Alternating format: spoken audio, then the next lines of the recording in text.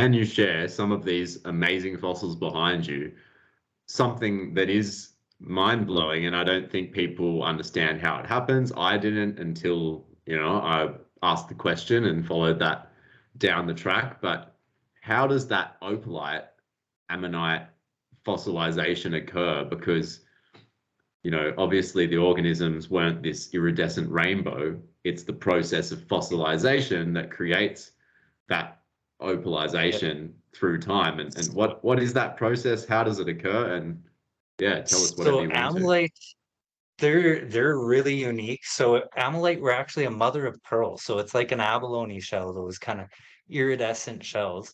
And when that fossilizes, it turns into a type of aragonite, a really special type of aragonite, and it only occurs here in southern Alberta in the Bear Paw shales. So I'll actually grab this guy to show you up close here.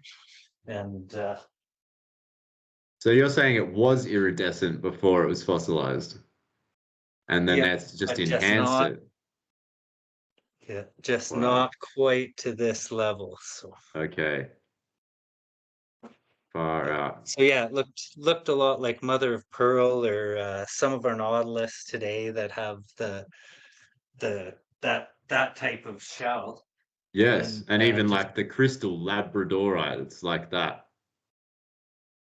yeah, and that's a like different process still that forms those. But so ammolite, a lot of people say it's very similar to opal and things like that, but Hmm. it's actually its own unique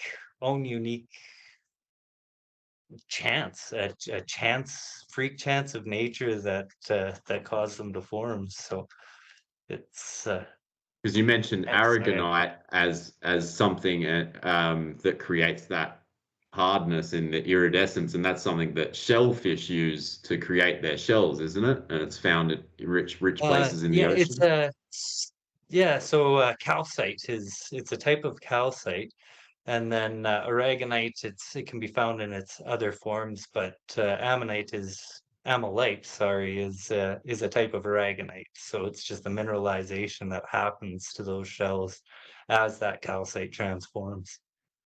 And how old would something like that be? So the ammonite, those are about 72 million years old. So yeah, And they're what about the creature that lived inside the Ammolite? Like, what was so it it was a doing? squid. It Okay. was a form of a giant squid.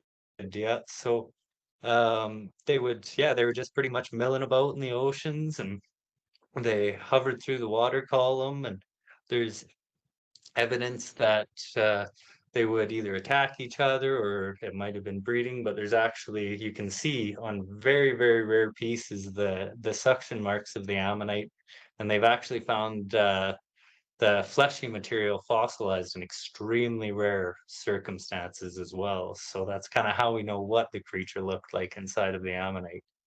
Okay. So, and this shell grew off its back, so it's kind of like a squid with a snail shell.